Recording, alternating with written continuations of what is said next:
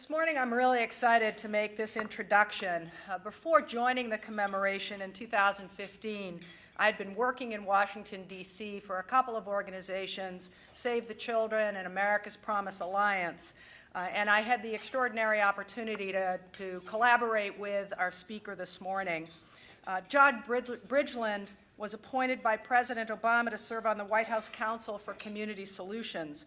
He also served as director of the White House Domestic Policy Council, assistant to the President of the United States, and first director of the USA Freedom Corps under President George W. Bush.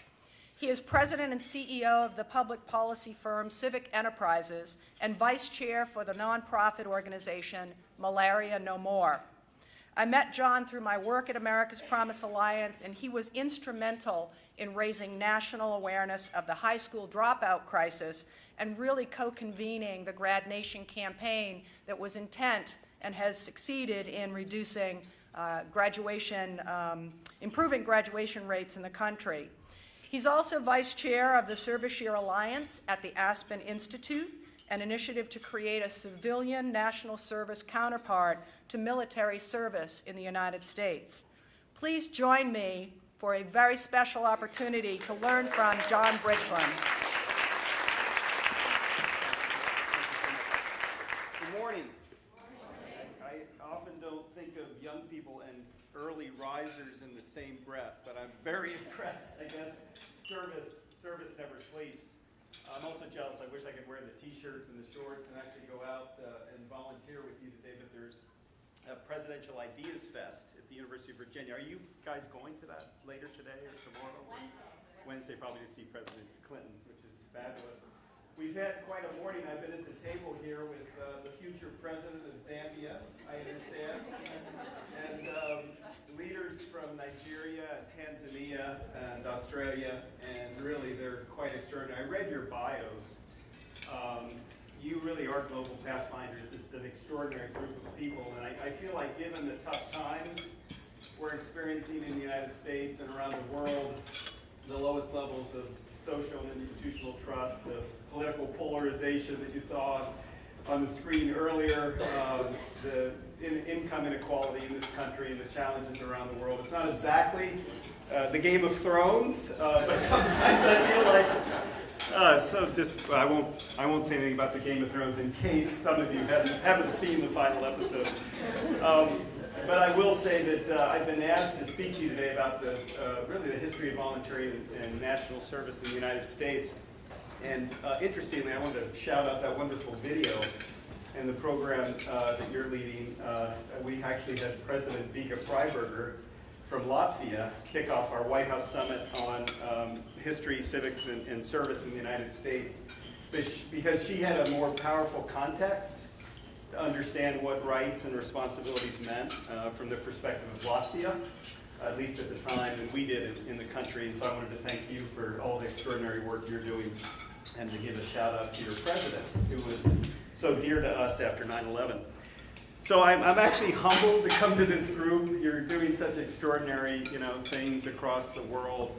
Far be it from me to tell you about the merits of volunteering in national service.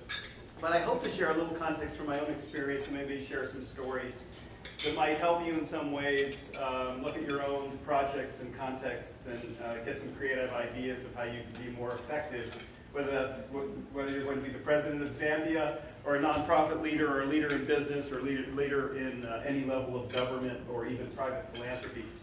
So I grew up in Cincinnati, Ohio. 3 doors down from where I grew up was this extraordinary man named Neil Armstrong, and he was a very reclusive man, and we used to have him over for dinner, and my dad would be talking about his travels in India and China, and he'd look over at Neil, and Neil had his mouth open, and Dad would say, "My God, Neil, you seem so interested in my travels, but you've been to the moon." And he said, "Yeah, Jim, but I haven't been anyplace else." And interestingly, he was this reclusive man that was on his ham radio and in the basement and would fly his glider at Lunken Airport. But he became this symbolic representation for the world of what we could achieve and accomplish if we pulled together on a massive undertaking. He told us the story of how when John Kennedy went to the well of the House in 1961 and challenged the country, really the world, to put a man on the moon within a decade and safely bring him back, that unleashed 400,000 engineers in the United States and around the world to actually achieve that goal. And Neil went on to tell us they had no idea how to do it. They did not know, from an engineering or technical standpoint, how to actually pull that off. And so my first thought for you is, I think the risk in the work that we do is that we think too small. You know, Mandela and Gandhi and King and Margaret Mead and all these extraordinary people that we mythologize were actually at some point in their lives just like you. They had families, they were educated, some of them lived in poverty, some of them lived in the worst conditions. Of course, Mandela was jailed for so many years. And yet, they transcended challenge and difficulty. And so have the ambition to be the president of Zambia. Have the ambition to take your initiative and make it spread across the world. So my parents were wonderful, loving parents, but they're almost as much battalion leaders as they were parents.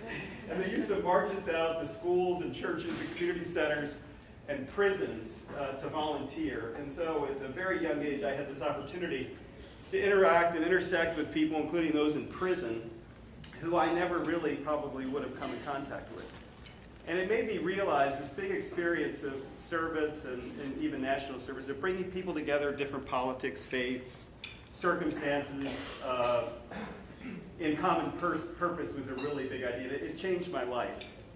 But I think the most transformative experience I had was, as Kathy mentioned, I wanted to thank Kathy Spangler. I just love her. She worked at Save the Children with Mark Shriver and this great group of people and all this work across the world. And Peter Agus, who organized this effort in commemorating the 400th anniversary of the Commonwealth of Virginia. We're always celebrating something in America every year. There's something to talk about and celebrate. I have to confess, I wasn't even aware that 2019 was the 400th anniversary of the Commonwealth in 1619, so we celebrate that too.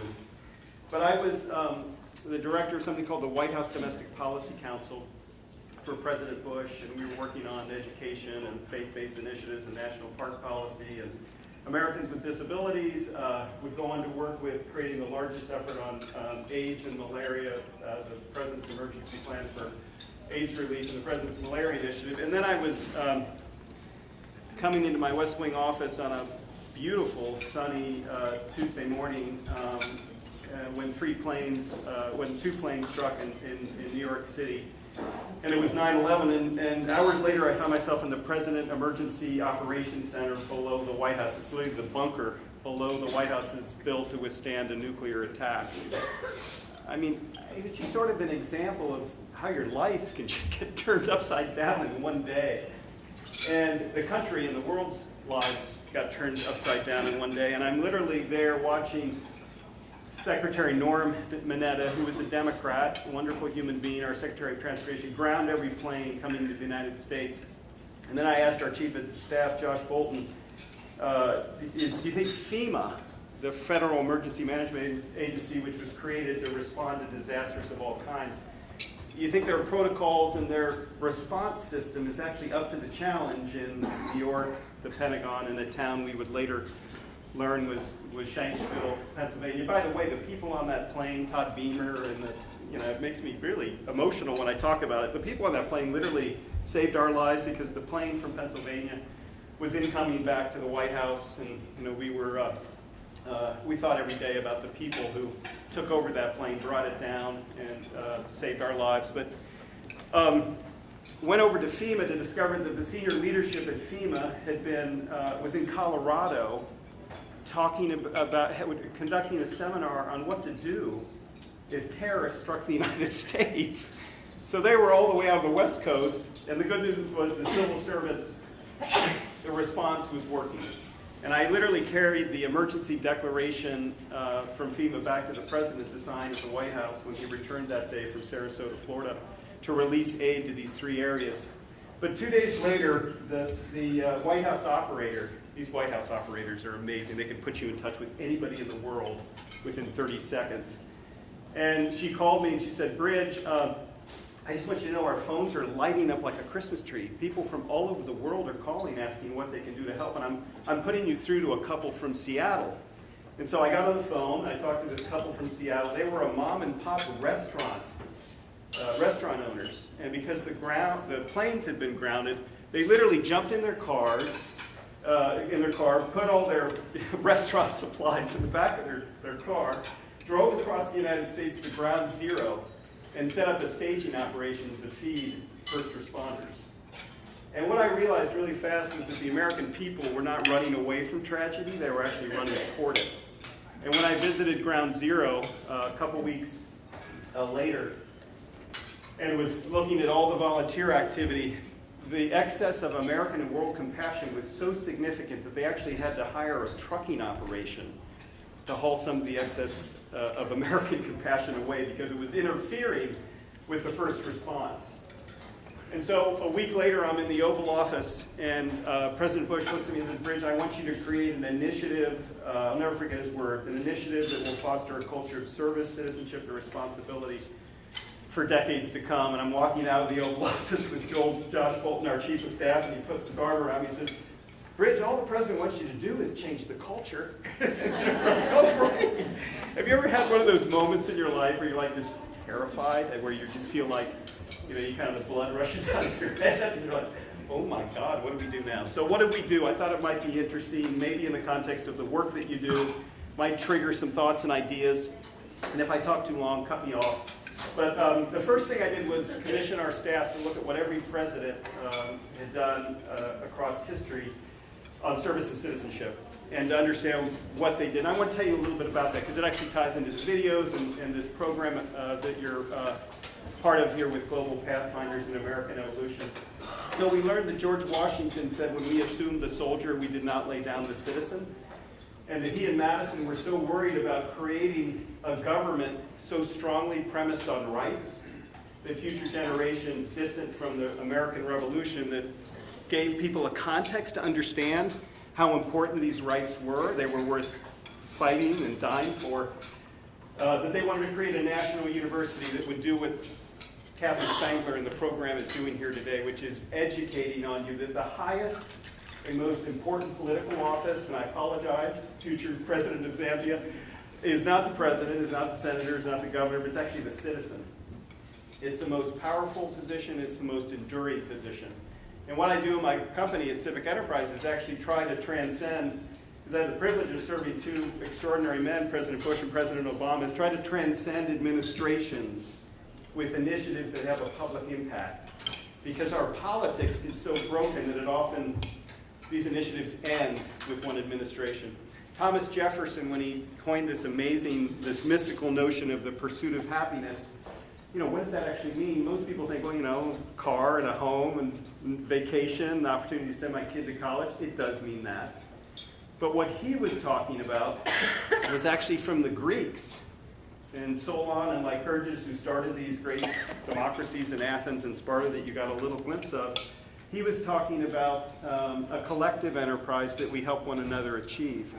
And so I can't be happy unless you're happy, and the homeless person is happy, or the person that has AIDS or mine is at risk of malaria or some vulnerability is also happy. And I think this notion of what's the public happiness or the pursuit of happiness that certainly Jefferson was talking about, and this constitutional government has spread all across the world.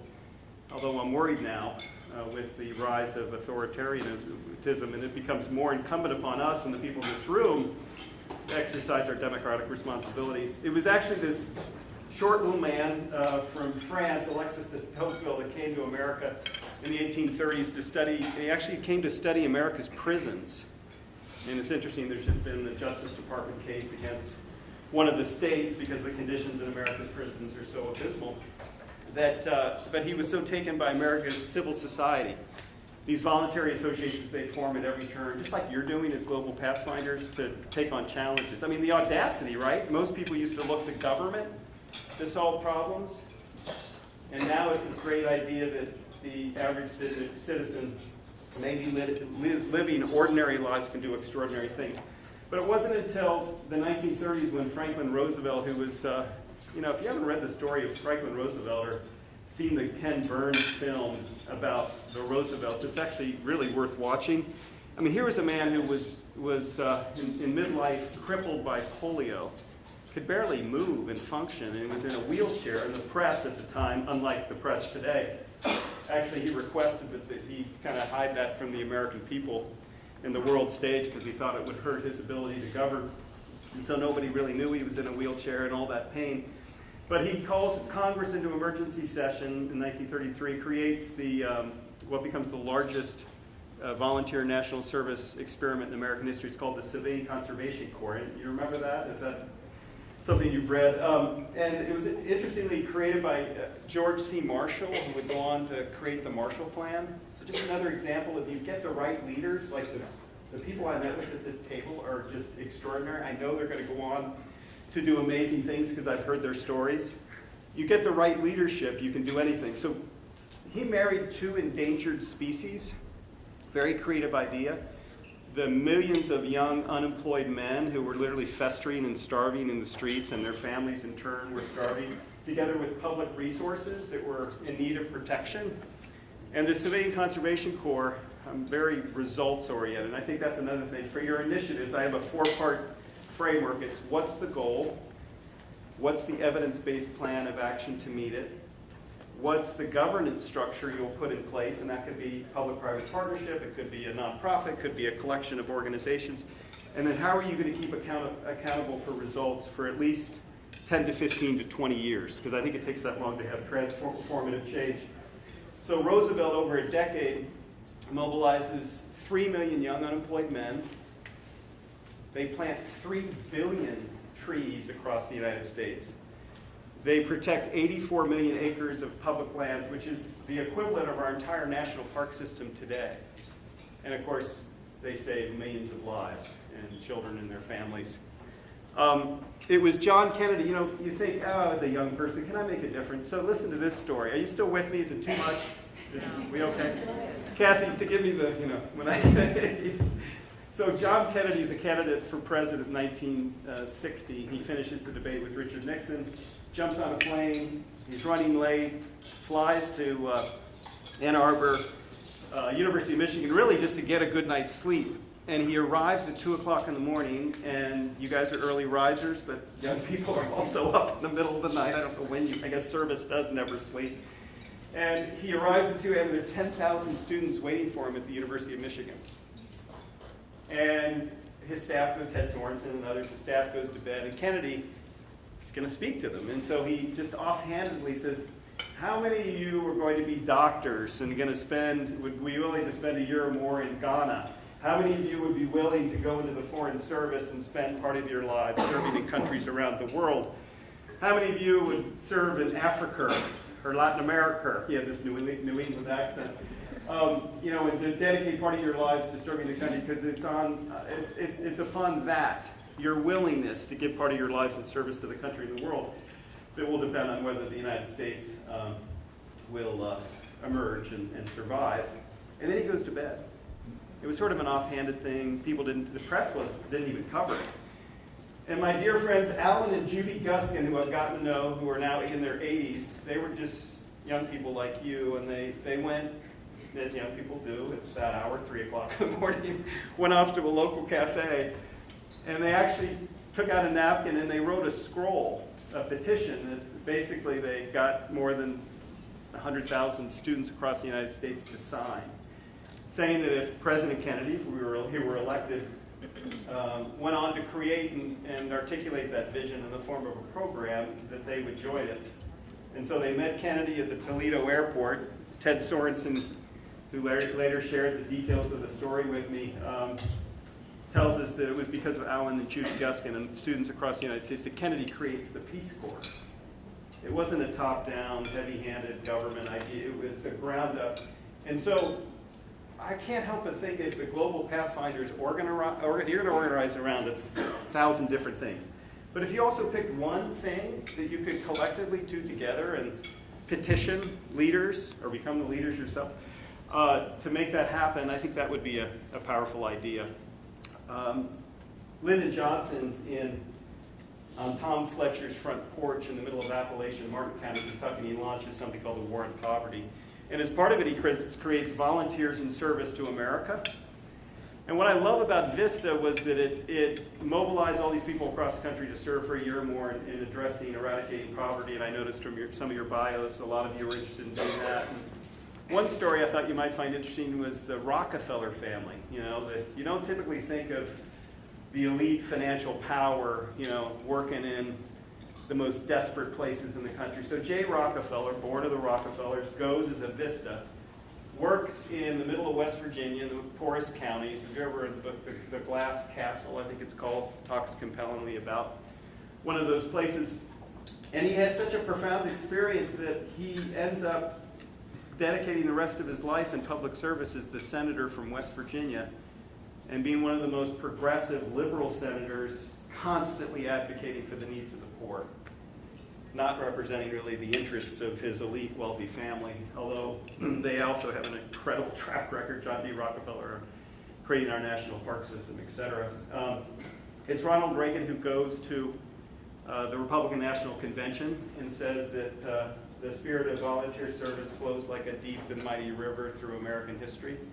And interestingly, you don't expect this of Reagan, a conservative Republican. He actually was the one who created the California Conservation Corps under the oddly inspiring motto of hard work, low pay, miserable conditions. And all these young people signed up for it. They couldn't wait. And that's isn't that such a wonderful thing? Maybe you're doing that, right? I mean, maybe you find yourself in the places I've served in Madagascar or in Costa Rica or places around the world, in some of the most desperate places are actually the places where I've been happiest. You know, where Jefferson's notion of that's what it means to live a happy life. I don't know, there's just something. And then when I was in the White House, this team of neuroscientists sent me their latest study that showed that when you serve regions of the brain that make you healthier and happier and more complete as a human being get triggered and livened up. And that was inspiring. I'm almost done, but I'll just finish with, Bush 41 goes on to create the points of light. Bill Clinton, who you'll hear, I think, on Wednesday, had this big idea, you invest in your country, we'll invest in you, and creates AmeriCorps, which is Teach for America, and City Year, Habitat for Humanity, and all these extraordinary programs where you serve for a year, you get a living stipend, you get an education award to defray the cost of college. George W. Bush under Freedom Corps, we create the largest national service program since Roosevelt's Conservation Corps. We brought Peace Corps to the highest levels in 40 years, increased AmeriCorps, created a new Citizen Corps for disaster preparedness and response. But I want to tell you quickly some compelling stories. Bob Nixon, a Hollywood film producer, took the Civilian Conservation Corps model and brought it to Washington, D.C. and married vulnerable populations with the nation's symbol, the bald eagle. And it was those young people who brought the bald eagle back to the nation's capital, which had been missing from the nation's capital since 1947 because of the polluted rivers. And when I talked to LaShante Moore, who was a teenage homeless mother who had dropped out from high school and now through national service had been part of the team to bring the bald eagles back to the nation's capital, she said, I used to be viewed by society as a problem to be solved, and now I'm a potential to be fulfilled. Ray Chambers, who started an organization called Malaria No More, said there are 1.2 million mothers and children dying in Africa needlessly from a fully preventable and treatable disease. He went to visit the Genocide Museum in Rwanda, where 800,000, mostly Tutsis, had been murdered. And he said, we also have a genocide of apathy. We have 1.2 million people across Africa dying of a fully preventable and treatable disease. And so he started an organization called Malaria No More. Buy a bed net for $10, save 2 lives that families sleep under. A malaria bed net prevents the sting of the bite of a mosquito that brings you malaria, and save a life. So one creative idea he took was he went to Idol. We went to American Idol. Everybody, does that even exist anymore? I guess it's The Voice. But back in my day, I know I make all these references, and people come up to me and say, who's Sergeant Schreiber? But American Idol in those days was a big deal. So we went to American Idol and talked to the director of it. And the other thing is, call anybody. If you have a good idea, people will return your call, including former presidents. I've discovered it's just amazing. Because they want to help, they want to be useful. So we called American Idol, and they said, we love that idea. We'll create Idol Gives Back. And in 2 nights, Idol Gives Back raised $78 million from the American people for malaria bed nets. And then 2 years later, with the economic downturn, I thought, oh my God, could we do it again? No, So we do it in the economic downturn. Guess what? $79 million from the American people. They're just, compassion, continued support. My friend Wendy Kopp was in college. She was a junior in college, and she had this idea for a senior thesis to create something that would become Teach for America, Teach for All in countries around the world, that her generation would be willing to serve in high-needs schools. And what she's really fostered is a generation of education reformers who are going into school systems and changing the landscape. So we all need mentors. I will close with this, I promise. I know you want to get out and serve, and God, you don't need to hear more from me. But my mentor, I think we all need mentors and allies and people who guide us. And I was always taken by this guy, a man named Sergeant Shriver, he was Kennedy's brother-in-law, and he and his family created Job Corps, Vista, Head Start, Peace Corps.